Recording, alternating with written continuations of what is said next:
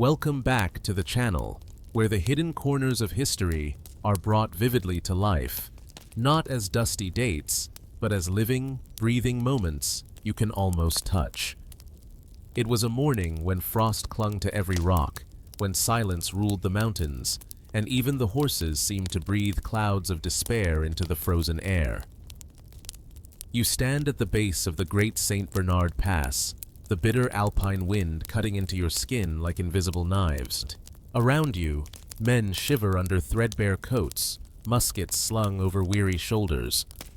The path ahead twists upward, steep and treacherous, a white snake of ice carved into the mountainside. The sound of creaking leather, muffled hooves, and the dull crunch of boots on snow fills your ears. And then, amid this harsh stillness, you catch sight of him.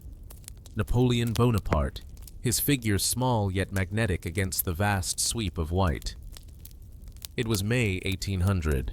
Napoleon was not yet the Emperor of Europe, but the first consul of France, already feared, admired, and hated in equal measure. His army of more than 40,000 men was attempting what many believed impossible: to cross the Alps in order to strike the Austrian forces in Italy, and to do it swiftly enough to catch them off guard. The Alpine morning was brutal. The soldiers awoke to icy winds that howled through the passes, tearing at their thin uniforms. They had been promised that mules and sure-footed guides would ease their passage, but many of those guides themselves looked skeptical, their faces carved by years of mountain hardship.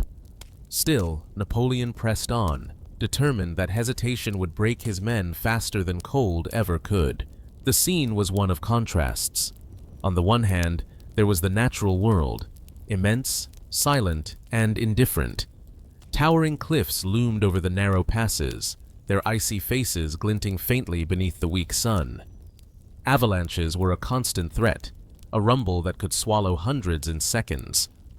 On the other hand, there was the human willpower of an army, trudging upward step by step, every breath visible in the frigid air. Napoleon himself cut an unusual figure that morning. He was not perched on a majestic stallion draped in velvet, as later paintings would show, but rather on a small, sturdy mule, a more reliable companion on these unforgiving paths. His coat was wrapped tightly around him, his bicorn hat pulled low against the icy wind. Observers would later remark that what he lacked in grandeur, he made up for in presence. His men drew strength from the fact that their leader endured the same hardships they did, never retreating to warmth or comfort. The climb was not only physical, but emotional. Many soldiers thought of home. Some remembered fields of wheat rippling under spring sunlight, or the warm laughter of family around a fire. Others silently cursed their fate, bound to a campaign that demanded both their bodies and their souls. A few scribbled notes on scraps of paper, messages meant to reach loved ones in case the Alps swallowed them whole. And yet, there was a strange unity that bound them together. The frozen morning created a shared silence, a shared suffering, and in that suffering, a shared purpose. They were part of something larger than themselves, a gamble of war that would decide the fate of nations. The pass itself was treacherous. Narrow ledges forced men to march in single file, hugging the icy rock walls. Below them, ravines yawned like mouths eager to swallow the careless. Horses and mules slipped, their hooves scraping desperately against the frozen stone. More than once, animals tumbled into the abyss, their screams echoing as they vanished into the white void. The soldiers flinched, but Napoleon never stopped.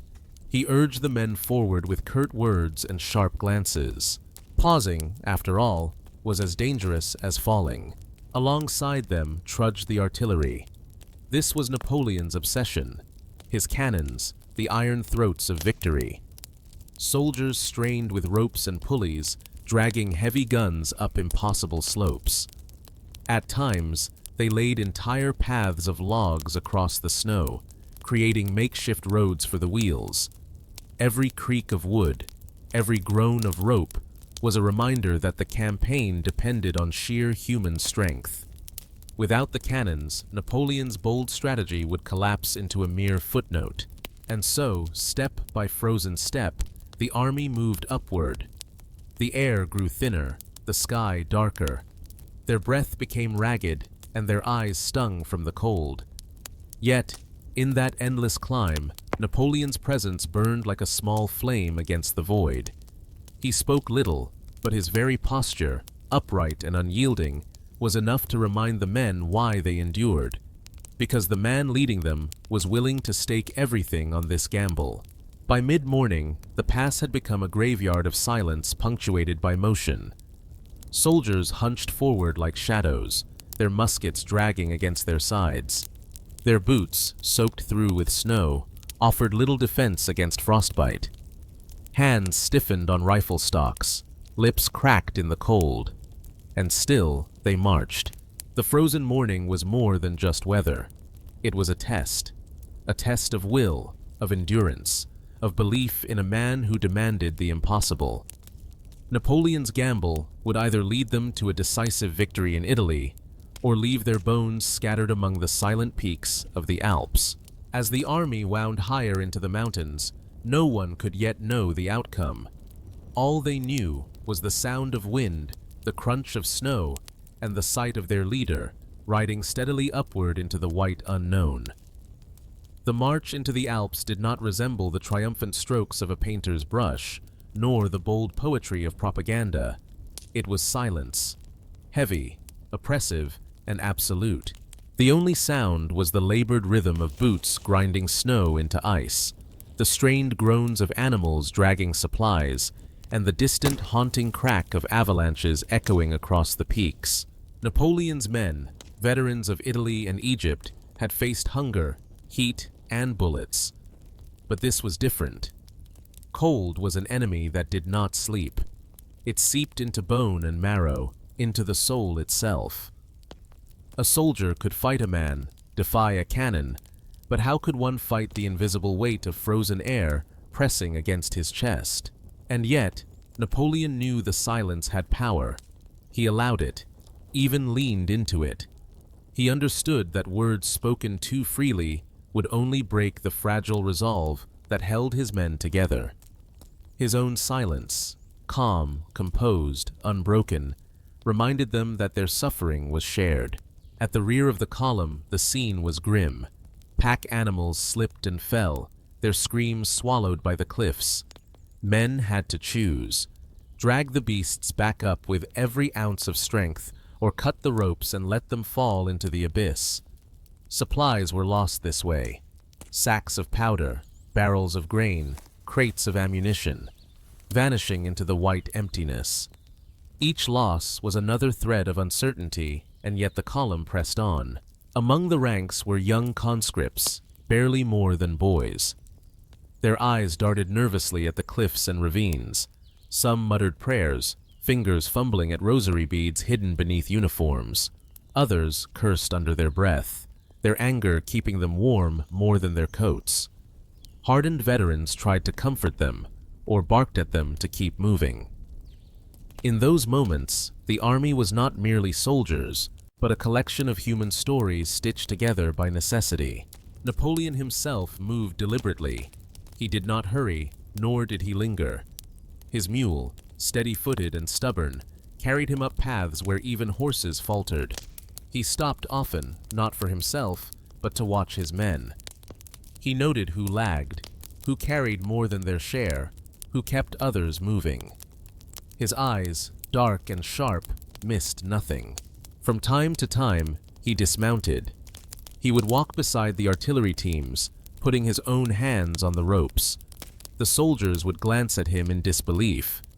The first consul, hauling cannon through snow like a common laborer. And in those moments, their spines straightened. The mountain seemed a little less impossible. The guides from the region, wiry men with faces lined by decades of mountain life, muttered warnings in hushed tones. They pointed to the sky, reading the clouds as though they were maps of fate. A storm could descend without mercy, erasing the path in minutes. Napoleon listened carefully, but he never let doubt creep into his voice. To falter was to admit weakness, and weakness would splinter his army faster than any avalanche. Still, the cold gnawed at everyone. Fingers stiffened, lips bled, faces burned raw with wind. Fires were impossible to keep alight. The wind devoured flames before they could take root.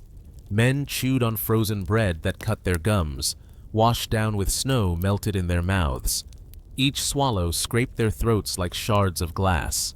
And yet, in the midst of this struggle, there were moments of strange beauty. As the sun rose higher, light spilled across the peaks, setting the snow ablaze with brilliance. Soldiers stopped to stare, their exhaustion briefly forgotten. For a heartbeat, the Alps did not seem like a prison of ice, but a cathedral of stone and sky. Napoleon, too, paused. He looked up at the mountains, his expression unreadable. Was he moved by the grandeur? Was he calculating the hours until they reached the summit? Or was he silently daring the Alps themselves to stop him? No one could know. His silence was as much a weapon as his cannons.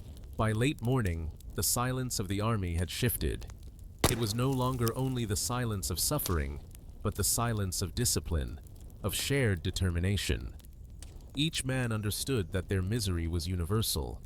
No rank, no wealth, no title could shield them from the mountain's cold breath.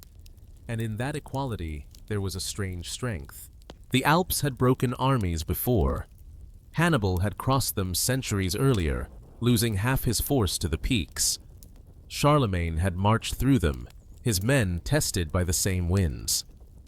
Now Napoleon, with his vision of destiny, was writing his chapter on the same frozen pages of history.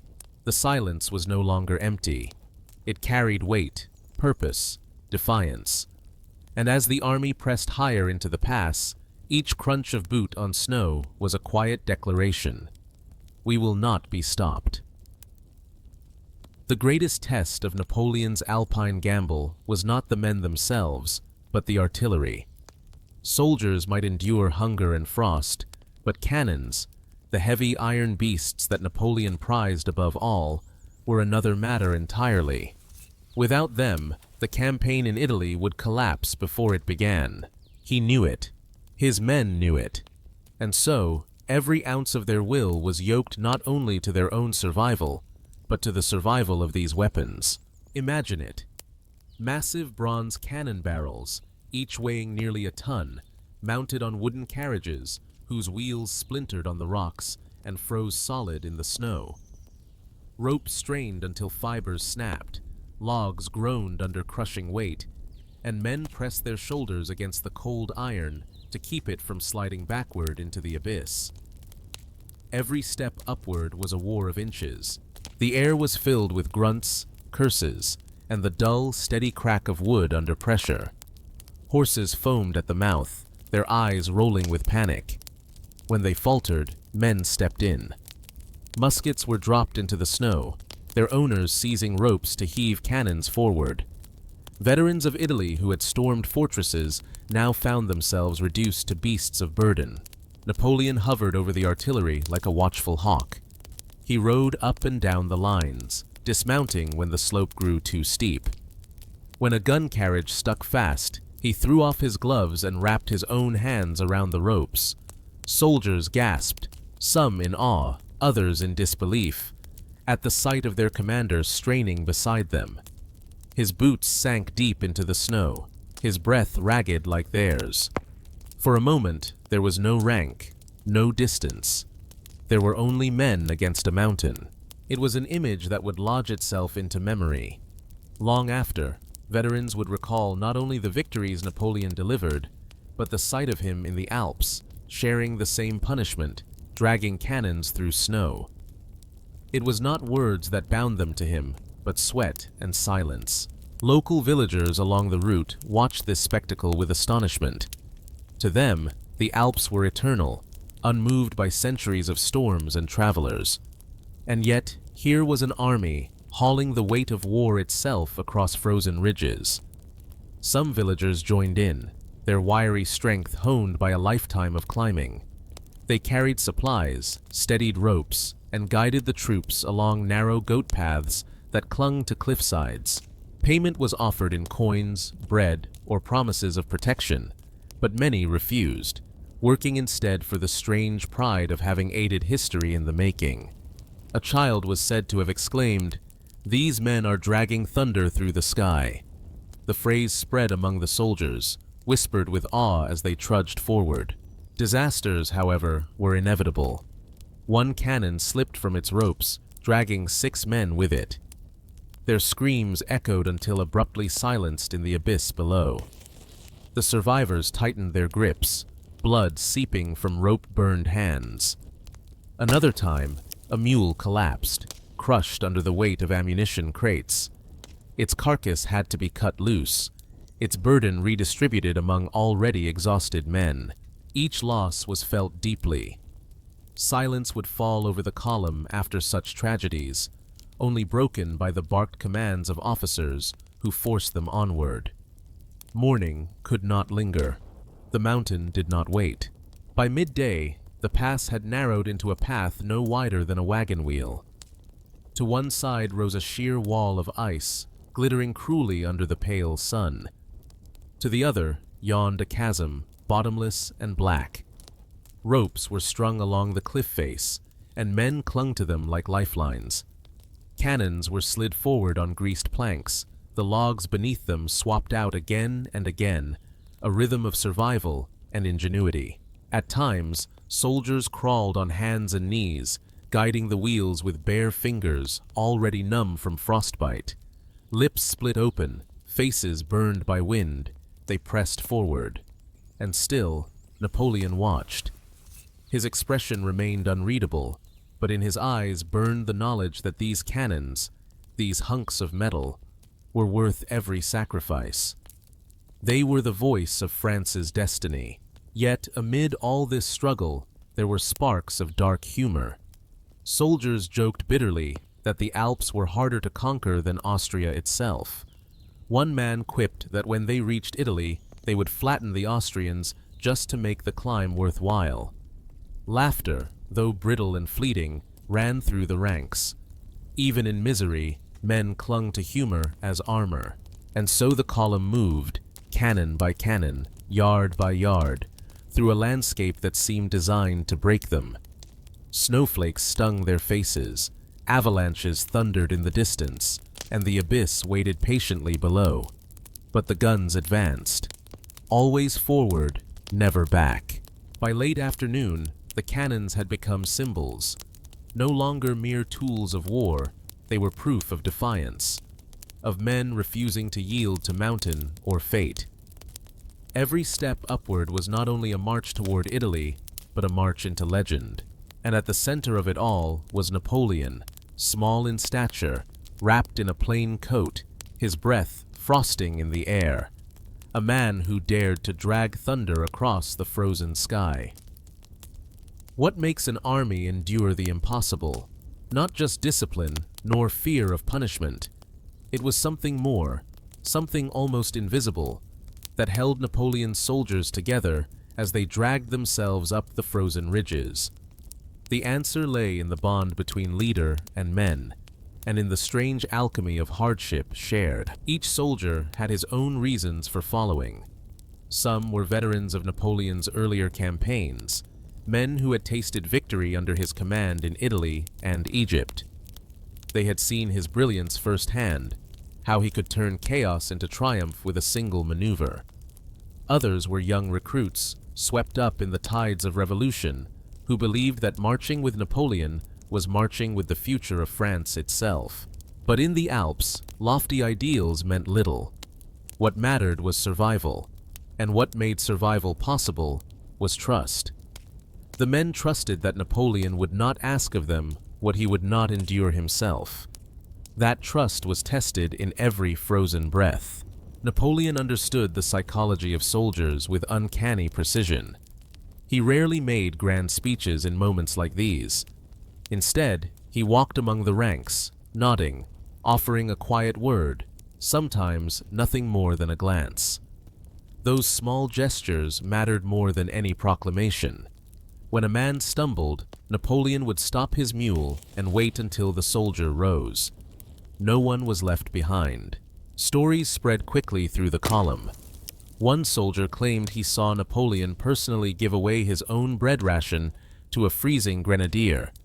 Another swore he watched the first consul share his cloak with a young conscript trembling from cold. Whether these tales were true in every detail hardly mattered. What mattered was that they were believed. In believing them, men found the strength to keep going. Yet, discipline was never far behind. Officers barked orders, their voices hoarse in the wind. Stragglers were pushed forward, shirkers threatened with punishment. Napoleon's army was not a gentle brotherhood. It was an iron machine, and he tolerated no weakness that endangered the whole. Soldiers knew that as much as Napoleon inspired, he could also be merciless. This balance, inspiration and severity, was the key to his authority. One veteran put it simply, "He makes you believe you are part of something greater, and then he makes sure you prove it." The human side of the army was raw. Men wrote letters with trembling hands, sealing them in wax in case the mountains became their tomb. Some whispered prayers to saints.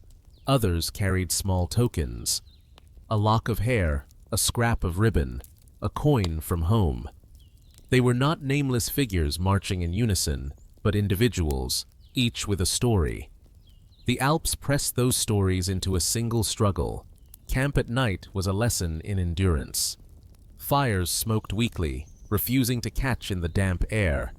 Men huddled in groups, sharing scraps of bread and strips of dried meat. Blankets were scarce. Warmth came from pressed shoulders and shared breath. Conversation was sparse, broken by coughing and muttered curses. Yet there was also laughter, low and tired, as soldiers swapped tales from previous campaigns. Memory became a shield, carrying them away from the biting present. Napoleon himself was no stranger to discomfort. He too slept in the cold, his cloak pulled tight around him, his body curled against the wind. He ate the same rations as his men, chewed the same hard bread. He never asked for special accommodations.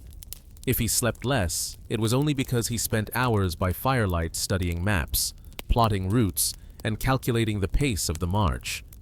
To his officers, he appeared tireless. To his soldiers, indestructible. But those closest to him saw the strain.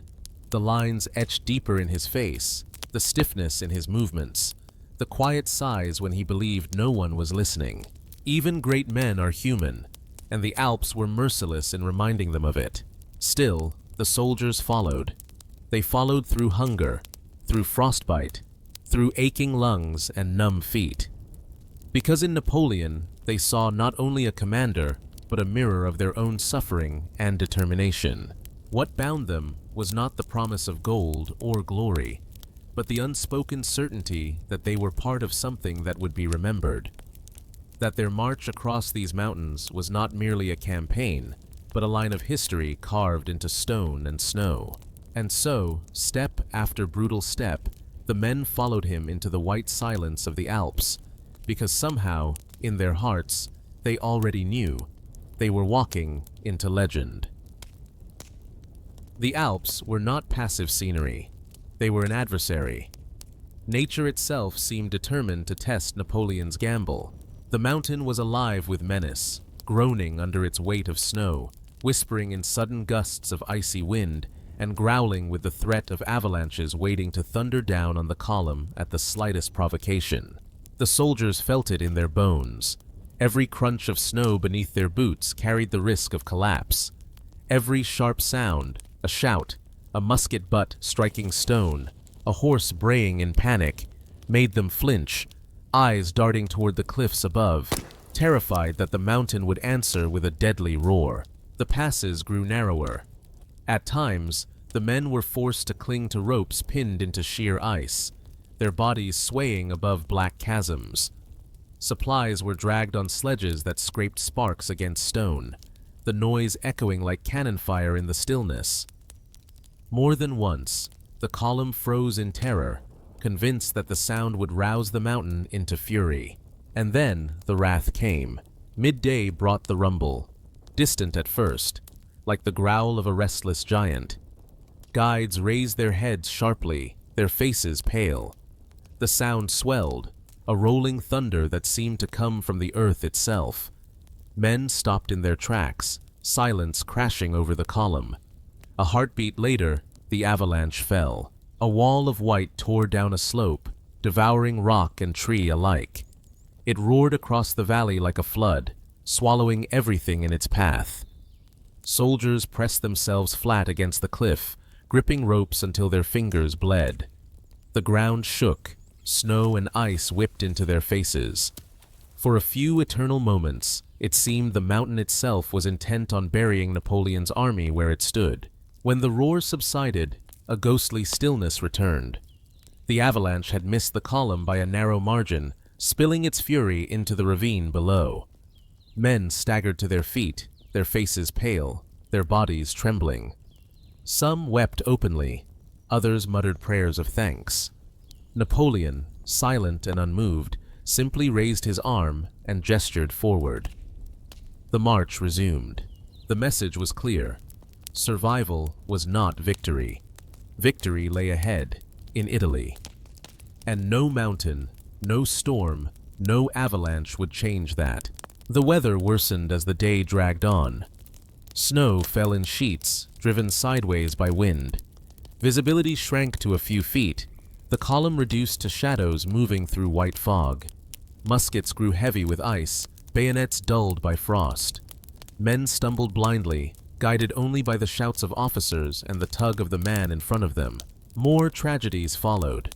A group of soldiers lost their footing on a frozen slope, sliding helplessly into the abyss below. Their cries echoed for seconds before being swallowed by silence. Another time, a mule loaded with powder slipped, dragging its handler into the void. Each death was a wound in the army's spirit, but there was no time to stop.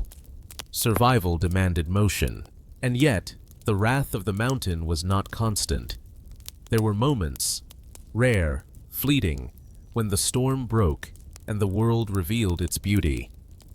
The clouds parted, and shafts of sunlight pierced the mist, lighting the peaks in blinding brilliance. Snow glittered like diamonds, the silence suddenly sacred instead of menacing. Soldiers lifted their heads, their exhaustion momentarily forgotten. In that light, the Alps seemed less a tomb and more a cathedral, vast and eternal. Napoleon, riding his mule, paused to gaze at the view. His expression remained hidden, his thoughts unreadable. Did he see in that light a sign of destiny? A reminder that his gamble was guided by more than human will? Or was it simply another calculation, a brief pause before urging the column onward? His men did not know, but they drew strength from the stillness. Beauty, even brief, had the power to heal. That evening, as the army sought shelter along a ridge, the mountain delivered one last reminder of its cruelty. The temperature plunged with the setting sun, the cold cutting like knives through wool and skin. Fires were nearly impossible to light. Men huddled in groups, pressed together for warmth. Frost formed on their lashes, their breath hanging in the air like smoke. The Alps had spared them, but only for now. Tomorrow, the climb would continue. Tomorrow, the wrath might return. And yet, in that frozen night, the soldiers slept, not because they felt safe, but because exhaustion left no choice. Above them, the stars burned cold and distant, indifferent to their struggle. Below them, the abyss waited patiently. Still, the army endured, and with every step they survived, they moved closer to carving their names into history. Morning came with no mercy. The sky, pale and steel-colored, promised another day of struggle. The men woke stiff, their clothes crusted with frost, their joints aching from the cold ground. Horses shivered, steam rising from their bodies in the thin air. Fires that had barely held through the night left only smoldering ash. Yet the column stirred, shoulders bent under the weight of muskets and packs, ready once again to face the climb. Word passed through the ranks. The summit of the Great St. Bernard Pass was near. It was both encouragement and warning. Encouragement, because beyond the summit lay descent, and descent meant Italy. Warning, because the final stretch was the most treacherous, a stretch where cliffs narrowed into ledges scarcely wider than a man's foot. Napoleon rose before most, as he always did. His cloak wrapped tightly, he walked among his men, his boots crunching the frozen snow. Some soldiers greeted him with weary nods, others simply stared, too tired for words. But his presence mattered. If Napoleon was on his feet, they too could endure. The ascent grew sharper, crueler. Every breath burned as the air thinned, lungs fighting to pull oxygen from the freezing sky. The slope tilted upward into jagged ridges, where each step demanded the concentration of a climber rather than a soldier. Ropes were tied from man to man, so that one slip might be caught before it became a plunge into the abyss. Artillery crews redoubled their efforts. Cannons, stripped of their wheels, were hauled on sledges greased with melted snow and oil. Dozens of men strained on ropes, their boots digging trenches into the snow. At times, they lay flat, inching the guns forward by pulling hand over hand. When the slope was too steep, they devised pulleys anchored to rock outcrops, lifting the cannons like offerings to the sky. Every foot gained felt like a victory. There was a strange stillness in the column now. Complaints had fallen away, swallowed by exhaustion. Words were wasted energy. Only breathing, grunts, and the scrape of iron against ice broke the silence. The men moved as one, their bodies bound by rhythm. Step, pull, heave, step, again. And yet, in this grim unity, there was pride. Pride that they had endured what few armies dared. Pride that every step forward was defiance of the mountain itself. For the veterans, it was another proof of Napoleon's genius. For the younger soldiers, it was a lesson they would carry for life. That history demanded pain, and glory was born in frost. At midday, the summit came into sight. A wind-blown ridge, crowned by the stone walls of a hospice built centuries earlier by monks. It was a place of refuge for travelers, and to Napoleon's army, it appeared almost like a vision. Smoke from the hearth drifted into the thin air, a promise of warmth, however fleeting. The last climb was the hardest. Winds screamed through the pass, tearing at cloaks and hats, numbing hands until muskets slipped from stiff fingers. Snow blinded eyes, forcing men to march half-blind, clinging to the rope lines like sailors in a storm. More than one soldier stumbled, only to be dragged up again by the grip of a comrade. Survival was no longer individual. It was collective, woven from the hands that pulled each other upward. When at last the leading elements crested the ridge, cheers broke weakly from cracked lips. The hospice stood before them, stone walls weathered by centuries of storms, doors opened by monks whose faces showed both awe and pity. They ushered the soldiers inside, where flickering fires cast shadows across rough-hewn walls. Bowls of broth were handed out, bread distributed with careful rationing. For the men, it was heaven. Napoleon himself entered last, as though to remind his army that a leader must never claim comfort before his soldiers. He removed his hat, acknowledging the monks, and stepped aside so that others could pass. His face remained calm, but those who looked closely saw the relief in his eyes. That night, packed tightly within the hospice and its outbuildings, the army rested. Outside, the wind howled and snow fell thick across the peaks. Inside, men dozed against stone walls, steam rising from their thawing clothes. The cannons, too, had been dragged to the summit, their iron barrels gleaming dully in the firelight. They stood like silent sentinels, proof that the impossible had been done. Napoleon moved among his officers quietly, checking on men, ensuring supplies were distributed fairly. His words were few, but his presence was steady. One officer later wrote, It was not speeches that carried us through. It was the sight of him, always present, never faltering, that kept us alive. The summit was only a pause, not the end. Ahead lay the descent into Italy, a descent as dangerous as the climb, where snowfields turned to rivers of mud and rocks weighted to shatter ankles. The Austrians still lay in wait, unaware that destiny was already winding its way through the Alps. But for one night, in the thin air of the great St. Bernard Pass, Napoleon's army allowed themselves a moment of rest. They had faced the mountain's wrath and endured. The summit was theirs. And in the silence of that frozen evening, with the stars wheeling overhead, the soldiers felt it in their bones. They were part of something immortal. The summit was not an end, but a threshold. Beyond the hospice of St. Bernard lay the path down into Italy, a path no less perilous than the climb itself. The descent was steep, twisting, and treacherous, the snow giving way to rock and ice. What had been a test of endurance climbing upward became now a battle against gravity, where one misstep could send man, mule, or cannon hurtling into the void. Morning broke clear but bitter. The monks, weathered men of the mountains, blessed the soldiers before they departed, pressing into their hands small pieces of bread or rosaries. For centuries, they had seen travelers come and go, some never returning.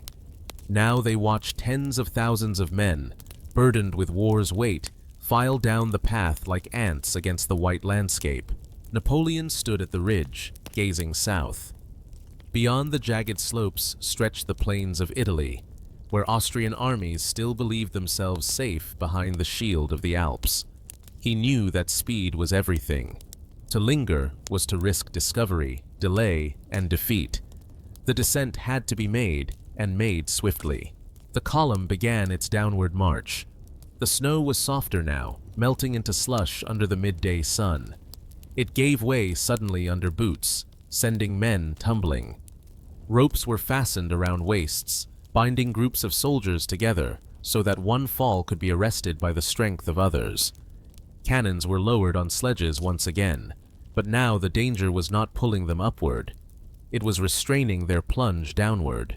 Dozens of men braced themselves, ropes wrapped around their bodies, as the great guns slid, threatening to crush them if the line snapped. The descent was chaos. Horses slipped and stumbled, their hooves clattering on loose stone. Men slid on their backsides down steep slopes, laughter mingling with curses as fear turned briefly to dark humor. Packs burst open, scattering powder and rations down the slopes, snatched by the wind before they could be recovered. Every step was a gamble, every corner a threat. Yet there was exhilaration too. For the first time in days, the men felt warmth as the air thickened and the sun rose higher in the sky. Faces thawed, breath no longer burned in the lungs. They could smell the damp scent of earth again, hear the trickle of water as snowmelt carved streams through the rocks. Italy was close enough to taste. At night, the army camped in sheltered valleys, fires finally catching in the dry wood gathered along the slopes. Songs rose weakly from throats still cracked by frost, but they rose nonetheless. Bread softened over flames, wine passed from skin to skin, laughter spreading like a thaw through the ranks. Survival had given way to anticipation. They had crossed the Alps, and ahead lay battle, a battle where all this suffering would find its purpose. Napoleon himself grew more animated as they descended. His officers noted how his step quickened, how his eyes lit with the spark of calculation. He spoke now not of hardship, but of maneuver, of timing, of the Austrians who would soon be caught unprepared. "We shall fall upon them like lightning," he told one aide, his voice low but fierce. "They believe us still in France. They will learn otherwise soon enough." He spent long hours with his maps, spread out upon saddlebags and rough-hewn tables, tracing lines with gloved fingers. Where others saw valleys and rivers, he saw possibilities. The flow of men, the arc of cannon fire, the turning of fortune itself. Still, the descent had its toll. More men died along the way. Slips on loose rock, accidents with sledges, exhaustion that finally claimed those too weak to continue. Their bodies were buried hastily beneath stones, the army moving onward with only brief pauses. Each loss was a reminder that history was never bought cheaply. But for the survivors, each step downward was a victory, each mile closer to Italy a vindication of their suffering. They spoke of home again, of bread ovens and warm hearths, of the faces of wives and children. They joked that once in Italy they would eat enough pasta and wine to forget the taste of frozen bread forever. By the time the vanguard reached the foothills, spring was already unfolding across the plains. Fields were green, rivers swollen with meltwater, orchards blooming with white flowers. The sudden abundance seemed almost unreal to men who had lived for weeks among nothing but snow and stone. They stumbled into villages where locals watched in awe, astonished that such an army had appeared from the mountains. Children stared wide-eyed at the ragged, frost-bitten soldiers who marched with battered muskets and mud-streaked boots, led by a man whose will had carried them across the impossible. Napoleon had brought his army through the Alps. Against every obstacle, they had endured. Now, standing on the cusp of Italy, the real test awaited. For beyond the fields and orchards lay the Austrian army, and the battle that would determine whether the suffering of the pass had been endured in vain. The warmth of Italy did not mean peace. The Alps had tested Napoleon's army with ice, hunger, and exhaustion, but now came the challenge he had sought all along: war itself. For Napoleon, the descent from the mountains was not an ending, but the opening stroke of a masterpiece. He had crossed the impossible. Now he would wield surprise like a blade against the Austrians. As the soldiers emerged from the foothills, they could feel the change in the air. The smell of spring clung to the fields, rich with tilled earth and blossoms. Villagers stood in doorways, stunned to see tens of thousands of men where days before there had been only silence. Mothers pulled children close as cannons rolled past, iron wheels creaking. Some whispered blessings, others spat curses. War, after all, meant requisitions, hunger, and fear, no matter who marched through the land. Napoleon, ever practical, wasted no time. Grain was taken, horses seized, barns emptied to feed the army. Officers enforced strict discipline. Looting was forbidden, theft punishable by lash or death. Napoleon knew that winning the goodwill of the local populace mattered as much as defeating the Austrians. To his men he said, "We are not marauders. We are the liberators of Italy." Whether the Italians believed that or not, the order held the army together. For the soldiers, the change from ice to green fields was dizzying. They stripped off layers of wool, letting the sun warm their pale, frostbitten skin. They laughed at the absurdity of sweating only days after fearing they might freeze to death. Bread baked in village ovens was distributed among the ranks, its scent filling the air. Wine flowed again, rough and sour, but sweeter than any soldier could remember. Around the campfires at night, men spoke of the campaign to come. Some were eager, their blood stirred by thoughts of battle and revenge for the hardships endured. Others feared what awaited. The Austrians were no mountain, no storm. They were armed men with cannons of their own, and unlike the Alps, they would strike back deliberately. Napoleon prepared with ruthless efficiency. His maps spread wide, he studied the Austrian dispositions. General Melas commanded their forces, confident in his numbers, unaware that Napoleon's army had already slipped past the mountains to fall upon his rear. Speed was Napoleon's weapon now, to strike before the Austrians could gather, to turn surprise into victory. He sent detachments racing ahead, cavalry galloping across meadows, infantry columns advancing along roads that had seen only farmers' carts a week before. Drums beat, trumpets blared, the army no longer a silent line of ghosts, but a roaring presence that shook Italy awake. The men felt it too. The shift from endurance to momentum. They had survived the mountain's trial, and now that survival burned into a hunger for triumph. They whispered to each other, "If we cross the Alps, what can stop us now?" Yet, even in this new vigor, the shadow of war grew heavier. Scouts returned with grim reports. Austrian patrols ahead, fortified positions, skirmishes inevitable. The army's pace quickened, muskets checked, bayonets fixed. Each soldier cleaned his weapon with care, aware that the next day, or the next hour, could demand blood. In the evenings, silence often settled over the campfires. Men who had joked the night before now stared into flames, lost in thought. Some prayed softly, others sharpened blades. The Alps had demanded their bodies. Now war would demand their courage. Napoleon himself grew sharper, more restless. He spent long hours in the saddle, riding from unit to unit, speaking little but observing everything. Officers noted the fire in his eyes, calculation mixed with anticipation. He was not merely leading an army, he was conducting a symphony, each movement timed to perfection. To his staff, he spoke of strategy. To his soldiers, only of victory.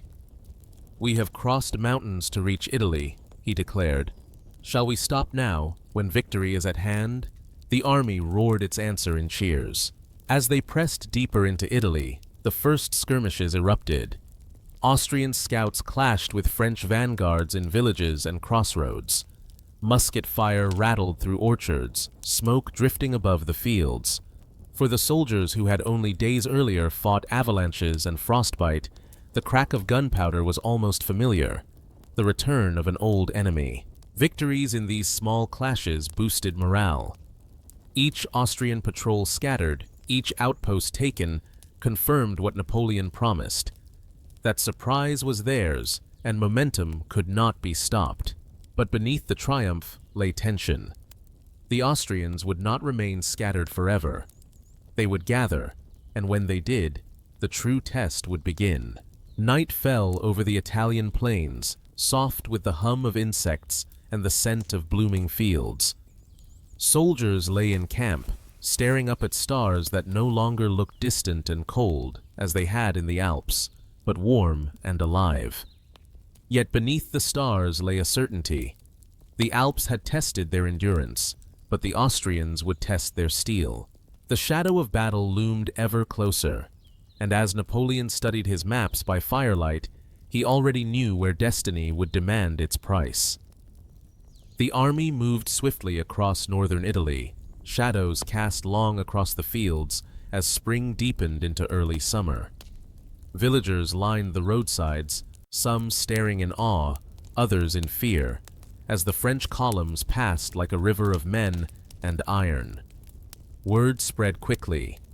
Napoleon had come. He had brought his army over the mountains like Hannibal before him. The Austrians, still confident in their positions, did not yet grasp the speed of what was unfolding. In the camps at night, the mood shifted. The hardships of the Alps became stories, retold with exaggeration and laughter. Men boasted of avalanches they had outrun, of cannons they had dragged with their bare hands. The misery of frost and hunger was already fading into the mythology of survival, but woven into the laughter was tension. Everyone knew the real trial was yet to come. The Austrians were gathering near the plains around Alessandria. General Melas, gray-haired but experienced, believed he held the advantage. He had more men, more guns, more secure positions. Yet he did not know that Napoleon had slipped behind him, threatening his lines of communication and supply. Surprise was Napoleon's weapon, but surprise fades quickly. The moment of reckoning was near. Among the soldiers, whispers filled the air. Some spoke of Italy as though it were already theirs. Fertile land, warm sun, rich cities. Others spoke only of home, of wives, mothers, children, of fields they had left behind in France. For them, battle was not glory, but the final obstacle standing between survival and return. Letters were written by firelight, ink smudged by weary hands. Some soldiers confessed fears they could not admit aloud. Others wrote bravely, promising victory, assuring their families they would march home triumphant. Few admitted that they might not return at all. Napoleon himself rarely wrote in these moments. His pen was reserved for orders, his words directed to marshals and generals. But his silence was not emptiness. He carried within him the weight of all his men's lives, balanced against the gamble of history. The officers prepared as well. Maps were studied, terrain walked by scouts, supply lines stretched thin.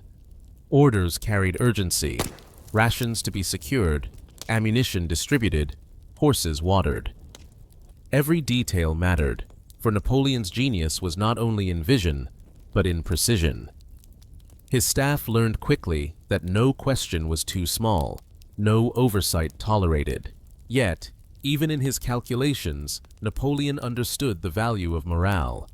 He moved among his men, offering brief words, a nod, a hand placed on a soldier's shoulder.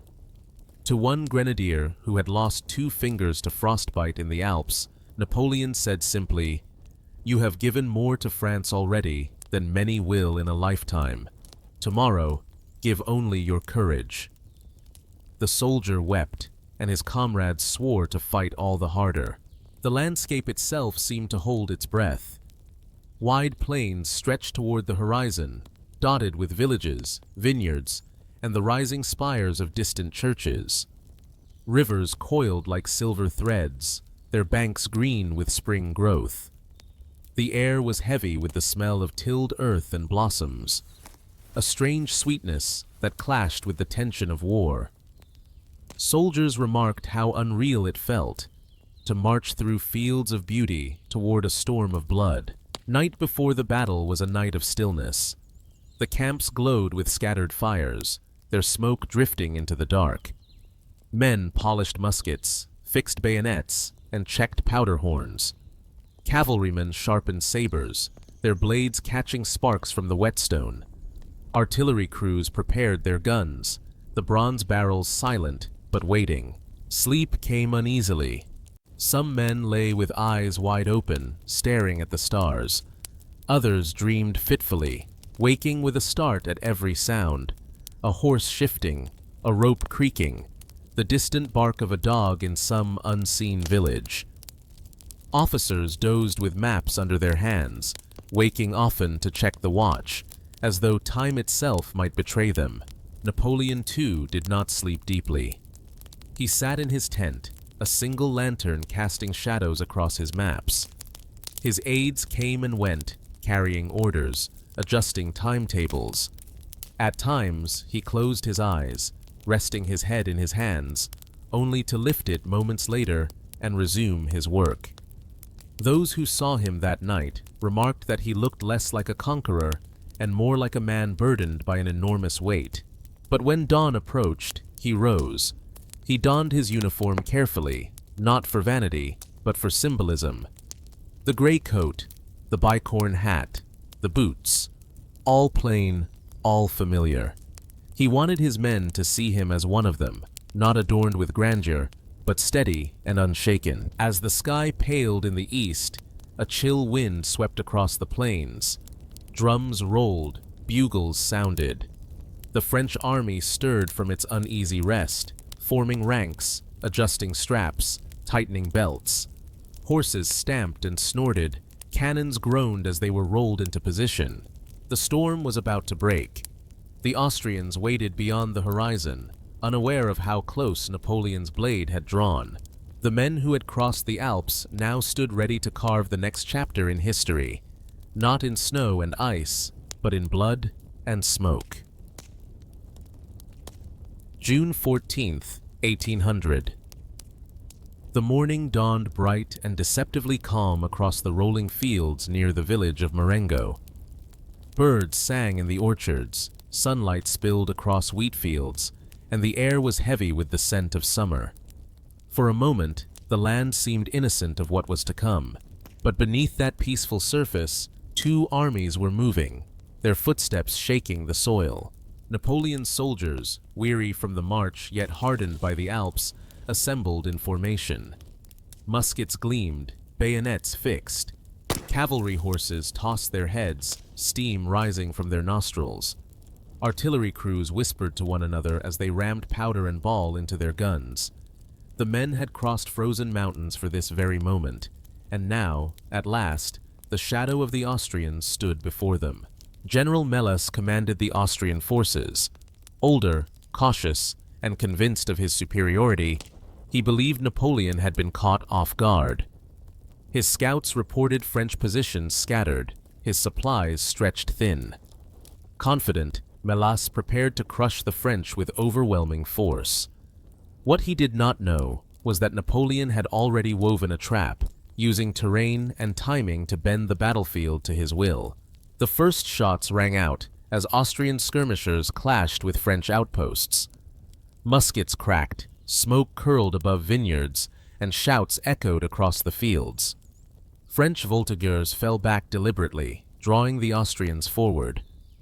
The air thickened with powder, the sweet scent of summer replaced by acrid smoke. By mid-morning, the fields around Marengo were alive with thunder. Austrian columns pressed forward, drums beating, banners snapping in the wind. French lines bent under the pressure, muskets firing in ragged volleys, bayonets bristling. Men shouted orders, horses screamed, cannonballs tore through ranks with brutal efficiency. The serene countryside was transformed into chaos. Fields churned into mud by hooves, orchards splintered by grape shot, ditches filled with the fallen. Napoleon, calm at the center, moved constantly along the lines. He rode his horse through smoke and confusion, his voice steady, his gestures sharp. Soldiers turned their heads at his passing, drawing courage from his composure. To them, he seemed untouchable, a fixed point in the storm. Yet those closest to him knew he was calculating every moment, reading the field as though it were a chessboard, adjusting pieces with deadly precision. The French army fought desperately, but the Austrians pressed hard. Their numbers pushed the French backward, step by step. Villages were set ablaze, barns and farmhouses collapsing under cannon fire. Civilians fled into the countryside, clutching what they could carry, their cries drowned by the roar of battle. Napoleon allowed the retreat. His men grumbled, some even cursed, but he knew what they could not. The ground was chosen, the timing deliberate. By drawing the Austrians deeper, stretching their lines, he prepared the field for a reversal that only patience could achieve. The midday sun bore down mercilessly. Sweat stung eyes, muskets grew slippery in hands slick with grime and blood. The smell was overwhelming. Gunpowder, sweat, churned earth, and the copper tang of blood. Men fought not for ideology, but for survival, locked in savage bayonet clashes, musket stocks cracking against skulls, sabers flashing in the smoke. The French lines buckled. At one point, Napoleon himself was nearly swept up in the retreat. His aides urged caution, begged him to fall back. He refused. He stood tall in his saddle, calm even as Austrian cannonballs thudded into the ground nearby. His presence alone steadied the men, as though his defiance against fear was contagious. By afternoon, the French appeared beaten. The Austrians pushed ever forward, convinced victory was theirs. General Melas, exhausted and satisfied, retired to his headquarters, already drafting reports of triumph. But Napoleon was waiting. In the distance, dust clouds rose. Reinforcements, fresh divisions under General Desai, marching hard through the heat, were arriving. Napoleon's gamble had held long enough. His men had endured, bled, and retreated, but they had not broken. And now, the tide was about to turn. As Desai's men poured onto the field, the French counterattack ignited. Drums rolled, bugles blared, and the battered army surged forward with renewed fury. Artillery, dragged through the Alps at unimaginable cost, now unleashed thunder across the Austrian lines. Cannonballs tore into enemy ranks, grape shot ripping through columns at close range. Napoleon raised his sword, his voice carrying above the roar. "Forward! Victory is ours!" The men roared in answer, surging as though the Alps themselves were at their backs, pushing them forward. The Battle of Marengo, long balanced on a knife's edge, swung violently in France's favor. The sun, once gentle, now glared like a furnace upon fields littered with the fallen. The clash of steel, the cries of the wounded, the relentless roll of cannon fire filled the air. Napoleon's army, forged in frost and sharpened by endurance, was writing its triumph not in ink, but in blood. The gamble of the Alps had brought them here. Now, with destiny in his grasp, Napoleon would not let it slip away. The afternoon sun hung low, its golden light glinting off bayonets and cannon barrels, casting long shadows across the broken fields. For hours, the French had been battered, their lines driven back step by step. Men were weary, faces streaked with powder and blood, bodies trembling from exhaustion. And yet, in that hour of near collapse, Napoleon's trap snapped shut. General Desailles' fresh division swept onto the field.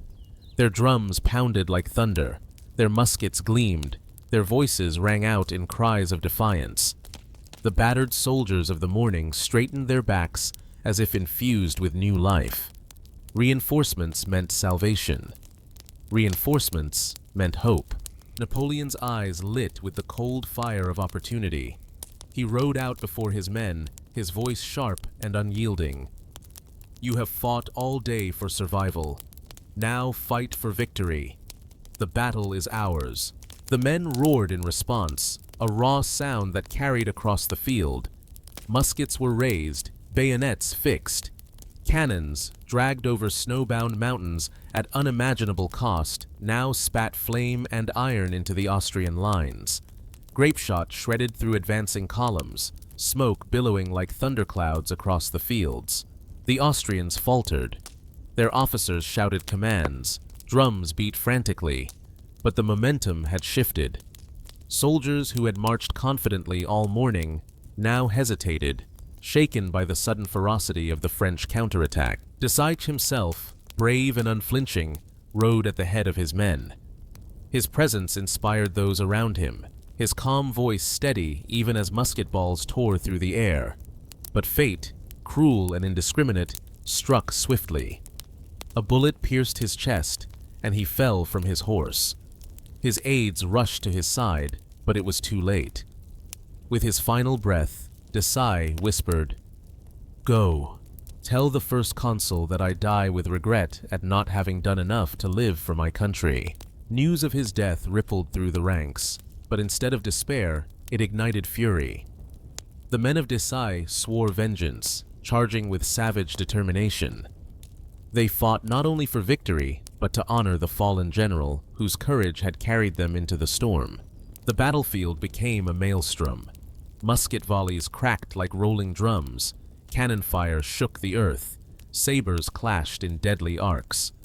Men fought hand to hand among vineyards and ditches, bayonets plunging, musket stocks smashing against skulls. The serene fields of Marengo were transformed into a nightmare of smoke, screams, and blood. Napoleon moved ceaselessly among his men, a figure of iron in the chaos. He spoke little now. Words were unnecessary. His very presence steadied the line, his gestures sharp, decisive, commanding. To his soldiers, he seemed untouchable, immune to fear. To his enemies, he was the specter of inevitability, driving his men with an unyielding force that no setback could extinguish. Late in the day, Napoleon unleashed his final stroke. Kellerman's cavalry, hidden until now, charged in a sweeping arc. Sabers flashed in the sun, horses thundered across the plain. They crashed into the Austrian flank with devastating force, slicing through infantry and scattering formations. Panic spread like fire in dry grass. Austrian soldiers dropped weapons, fled the field, their discipline shattered. Napoleon seized the moment. He ordered the full line forward, his army surging like a wave.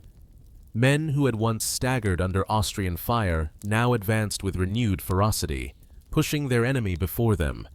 Step by step, the Austrians were driven back, their confidence broken, their command in disarray. By evening, the battle was decided. The Austrians, who had believed victory assured, now reeled in defeat. General Melas, exhausted and wounded, conceded the field. His army withdrew in disorder, leaving behind prisoners, cannons, and the bodies of thousands who would never see another dawn. The fields of Marengo were silent at last, the air heavy with smoke and the cries of the wounded. French soldiers collapsed where they stood, too weary even to cheer. They had given everything, body, blood, spirit, and in return, they had been granted victory. Napoleon stood amid the carnage, his cloak heavy with dust, his face streaked with sweat. He said little, but those who saw him later recalled the intensity of his eyes, the quiet weight of a man who knew what had been won. Marengo was not just a battle, it was a turning point. The Alps had tested endurance, Marengo had tested destiny, and Napoleon had emerged victorious on both fronts. The sun dipped below the horizon, painting the sky crimson, as if the heavens themselves bore witness to the blood spilled on the fields below. Soldiers whispered to one another in the fading light, "We have crossed mountains. We have conquered empires. What can stop us now?" The battle was over, but the field of Marengo was no triumphal stage. It was a graveyard. As twilight settled, the smoke drifted low across the plain, clinging to the earth like a shroud. The cries of the wounded echoed in every direction, mingling with the neighing of riderless horses and the creak of broken wagons. The land that had bloomed with wheat and vineyards in the morning now lay trampled, burned, and scarred. French soldiers moved slowly among the fallen, searching for comrades, carrying those who still breathed, and laying down those who did not. Torches flickered as men bound wounds with torn cloth, gave water from their canteens, or whispered prayers over bodies that would never rise again. Victory had been won, but it had been bought dearly. General Deseiche's death weighed heavily. His men carried his body through the camp in silence, their faces streaked with dirt and grief. Napoleon, when told of the loss, bowed his head and spoke quietly. "Why is it not permitted for me to weep?" To him, Deseiche was not only a general, but a brother in arms, one of the few who matched his clarity of mind and loyalty of spirit. His absence would forever be a shadow upon the memory of Marengo. The Austrian losses were staggering. Thousands lay dead or captured, their lines shattered beyond repair. General Melas, broken by the day's disaster, agreed to terms. The Austrians withdrew from northern Italy, ceding ground that had been hard fought for years. What had begun as Napoleon's gamble, a desperate march across the Alps, ended in the redrawing of the map of Europe. But for the soldiers who had crossed those mountains and fought at Marengo, victory was not measured in treaties. It was measured in survival. They whispered names of comrades lost, names that would never appear in history books, but lived on in the memories of those who had marched beside them. The aftermath revealed the true cost. Piles of muskets, bent and broken, lay beside fields littered with torn uniforms. Cannons stood silent, their barrels blackened with soot. Their crews slumped exhausted around them. Horses, ribs visible beneath torn harnesses, stood trembling in the dark.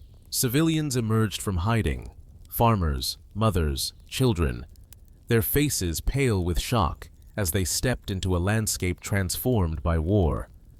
They picked through the ruins of their homes, searching for what little had survived. Some wept openly, others stared in silence at the bodies of strangers in their orchards and fields. For them, the battle was not victory or defeat. It was simply devastation. Napoleon, ever conscious of perception, ordered the wounded treated as best as supplies allowed, Austrian and French alike. He understood that mercy, when witnessed, could be as powerful as fear. Yet his orders could not erase the brutality of the day. For every man saved, another slipped into silence. Around midnight, Napoleon walked alone among the wounded. Accounts differ, but some claimed he knelt beside a young conscript, barely 16, who begged for his mother with his last breath. Others said he paused before a group of Austrian prisoners, offering them water with his own hands. Whether true or shaped by legend, such stories spread quickly.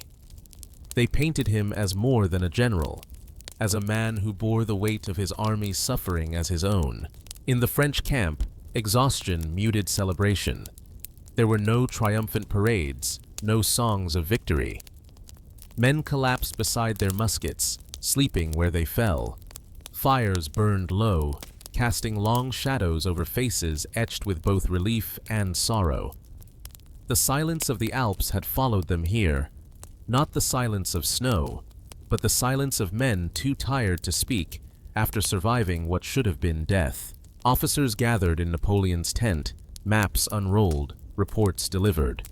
But even in the glow of lanterns, the mood was somber. Marengo was a victory, yes, a decisive one that reshaped Europe. But it was also a reminder of how fragile survival could be. Napoleon listened carefully, then spoke with finality. Tomorrow, Europe will see only our triumph, but we must never forget the price. Dawn would bring proclamations, treaties, and the roar of reputation that spread Napoleon's name like wildfire across Europe. But on that night, beneath the stars and the lingering smoke of battle, the men of Marengo understood something deeper. That history was never written without sacrifice. The Alps had tested their endurance, the Austrians their courage. Both had demanded blood. And the men, ordinary in every way except for the moment they lived through, had given it. When dawn rose over Marengo the next day, the battlefield was still strewn with smoke and silence. The sun illuminated the scars of war, blackened orchards, shattered wagons, and fields where the dead lay in solemn ranks. Yet to Europe, the story that would spread was not of ruin, but of triumph. Napoleon had done the impossible, crossed the Alps, defeated the Austrians, and redrawn the balance of power in a single stroke. Messengers galloped from camp to camp, carrying the news across Italy and beyond. By the time the week ended, Paris already rang with celebration. Crowds cheered, papers hailed Napoleon as savior of France, and the myth of his invincibility grew larger than life. But for those who had lived it, the men who had dragged cannons through snow, the soldiers who had fought until their bayonets were slick with blood, the memory was not myth. It was sweat, frost, hunger, fear, and grief. The Alps had stripped them bare, Marengo had burned them raw, and from those ashes rose a legend that would endure for centuries. Napoleon understood this better than anyone. He knew victory was not only won on battlefields, but in the minds of those who remembered it. He ordered artists to paint the crossing of the Alps, not as it was, mule, mud, exhaustion, but as it must be remembered. One canvas in particular, painted by Jacques-Louis David, became immortal. Napoleon astride a rearing horse, cloak billowing, face calm and resolute. In reality, he had crossed on a mule, hunched against the wind. But the truth mattered less than the image. The painting carried the story to every salon and palace in Europe, imprinting upon the world a vision of glory rather than hardship. The men who had actually been there smiled bitterly at the image. "We remember the mule," one veteran muttered. Yet even they could not deny the power of the portrait. It captured not what was, but what was meant to be. The spirit of defiance against mountains, enemies, and fate itself. Still, the private Napoleon, away from portraits and ceremonies, revealed glimpses of the burden he carried. Officers close to him noted how often he spoke of Desailles in the days after Marengo, his voice quiet, his eyes dark with regret. "The loss of Desailles," he confided once, "is like losing an arm at the moment of victory." Such grief, however, was never shown publicly. To his men and to Europe, he remained unyielding. He knew that legends cannot afford to show cracks. Legends must shine, even when they are forged from pain. For the soldiers, the legend was double-edged. They took pride in having marched into history, in knowing that their grandchildren would hear of Marengo. Yet they also bore scars no story could erase. Many limped for the rest of their lives, their feet frostbitten from the pass. Others carried wounds from musket and bayonet, reminders of how thin the line between myth and death truly was. And yet, they too repeated the tale, shaping it into memory. Around fires in later years, they told their children how they had followed Napoleon across mountains and into battle, how they had seen the impossible made real. They left out the hunger, the frost, the terror. They spoke instead of courage, comradeship, and the day they stood beside a man who made history bend. Europe trembled at the news of Marengo. Kings and princes saw that France, under Napoleon's hand, was no longer merely a republic seeking survival, but a power reshaping the continent. Diplomats scrambled, alliances shifted, treaties were redrafted. In Vienna, whispers spread that Napoleon was not simply a general, but a force of nature, as unstoppable as the avalanches he had braved. The legend grew, and with it, so did Napoleon's destiny. The Alps had tested his endurance. Marengo had tested his genius. Both had been overcome, and in that overcoming, he had become more than a man. He had become a story, one that nations feared, soldiers admired, and history would never forget. That morning, as the army prepared to march again, Napoleon rode out among his men. His cloak was plain, his horse steady, his face unreadable. But when the soldiers saw him, weary as they were, they lifted their muskets and cheered. They knew what they had done, and they knew who had led them. The legend of Marengo was not written in paintings or proclamations alone. It was written in the voices of those men, echoing across fields still wet with dew and blood. And from that day forward, wherever Napoleon's armies marched, they carried not just muskets and cannon, but the memory of the frozen morning when they followed him across the Alps and into immortality. Long after the cannons fell silent, Marengo continued to echo. The battle did not remain confined to its blood-soaked fields. It rippled outward across Europe, changing the course of nations and the destinies of men. For Napoleon, it was not just a victory, but a confirmation that fortune favored his daring, that his instincts could bend even the harshest odds into triumph. In Paris, the news arrived like thunder. Crowds filled the streets, newspapers proclaimed the miracle of Marengo, and songs were composed in Napoleon's honor. Merchants toasted him, poets praised him, and the people whispered that he was touched by destiny. They did not see the frostbitten men, the mule-dragging artillery, or the corpses left in Alpine ravines. They saw only the legend, polished and resplendent, delivered neatly to them as proof of France's greatness. The politicians, too, took note. Napoleon's position as first consul, already strong, became unshakable. Rivals who had doubted him now found themselves silenced. His victory at Marengo cemented his authority and laid the path that would, only a few years later, lead him to crown himself Emperor of the French. But for the soldiers, the echo was different. They carried the memory not as myth, but as scar. Many bore wounds that would never heal, limps that slowed their steps, or nightmares that woke them in the night. Others remembered the faces of comrades lost, frozen forever in memory, with muskets clutched and bayonets raised. And yet, when they gathered together in taverns or at campfires in later campaigns, the memory transformed. They laughed as they retold how they had dragged cannons through snow, how mules had slipped and nearly pulled them all into the abyss, how bread had frozen so hard it had to be hacked apart with bayonets. Their misery became a bond, their suffering a badge of honor. They told each other, "We were there. We crossed the Alps. We stood at Marengo." The The world outside France reeled. In Vienna, the Habsburg court gritted its teeth as maps were redrawn. The loss stung bitterly. Austria had underestimated Napoleon and paid the price. In London, whispers grew that the young French leader was more dangerous than any they had faced before, a man whose audacity could not be contained by treaties or seas. Across Europe, soldiers in other armies heard the story and felt its weight. They, too, spoke of the Alps, not as a distant landscape, but as a symbol. The mountains had once seemed impenetrable. Now they were proof that nothing could shield them from Napoleon's reach. Napoleon himself spoke little of the hardships. He preferred to let the paintings and proclamations shape memory. But privately, in rare moments, he hinted at the truth. To his aides, he once remarked, "The Alps nearly killed us. Marengo nearly destroyed us.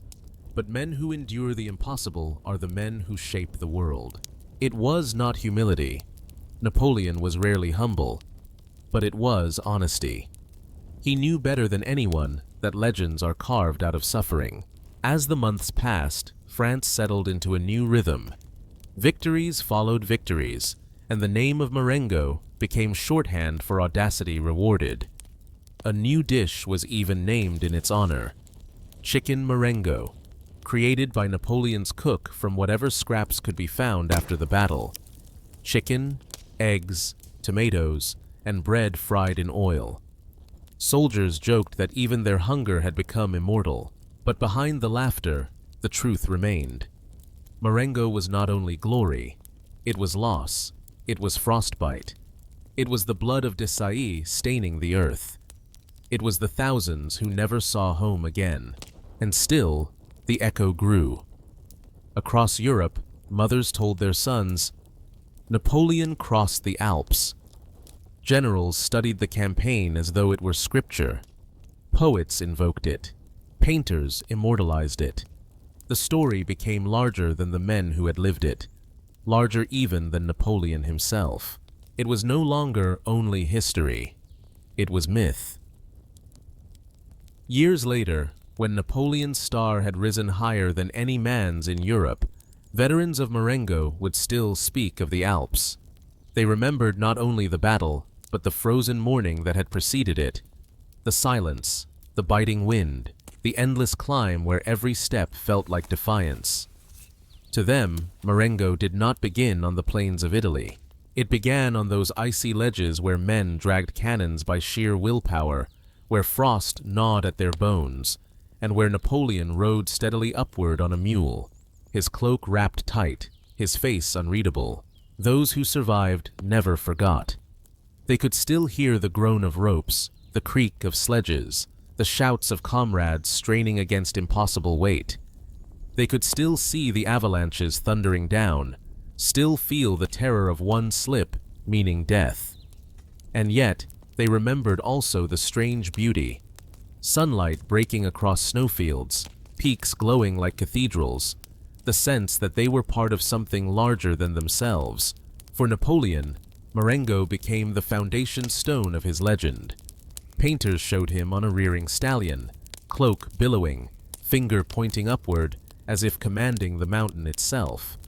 The truth, the mule, the mud, the silence, was buried beneath the image. But legends are rarely faithful to reality. They are faithful instead to meaning. And the meaning of Marengo was clear. Audacity rewarded, destiny fulfilled. The truth, however, lingered in the memories of those who had walked beside him. A grenadier, old and gray, once told a child, "He made us believe the impossible could be done, and then he made us do it." But even legends carry their costs. Napoleon never forgot Desailly, whose fall at Marengo shadowed every victory that followed. He never forgot the frostbitten men, the bodies buried in shallow snow, the mules cut loose into the abyss. Perhaps he buried those memories beneath ambition, but in rare moments of solitude, he surely remembered. The frozen morning of the Alps was not simply a march. It was a crucible. It burned away weakness, bound men together in shared suffering, and left behind steel. Without that march, there would have been no Marengo. Without Marengo, there would have been no empire. As years passed, the memory of that morning spread far beyond those who had lived it. Children in France grew up hearing the tale. Soldiers in distant lands whispered of it before their own battles. Even Napoleon's enemies admitted its brilliance, though grudgingly. The Alps, once thought impassable, had been crossed by an army, and the course of Europe had bent as a result. The frozen morning became not only history, but symbol. A reminder that endurance can outlast despair, that audacity can break walls thought unbreakable, that a single man's will, reflected in thousands of others, can carve a path where none seems possible. And so, the story endures. A small figure on a mule, wrapped against the biting wind. Behind him, soldiers dragging thunder through the mountains, cannons groaning against ropes, faces set in grim determination. Above them, peaks glittering beneath a cold sun. Ahead of them, Italy and destiny. It was a morning of silence, of frost, of suffering, but it was also the morning that transformed an army into legend and a man into myth. The frozen morning when Napoleon crossed the Alps on horseback would be remembered not only as a feat of war, but as a testament to what human will can endure and what it can achieve.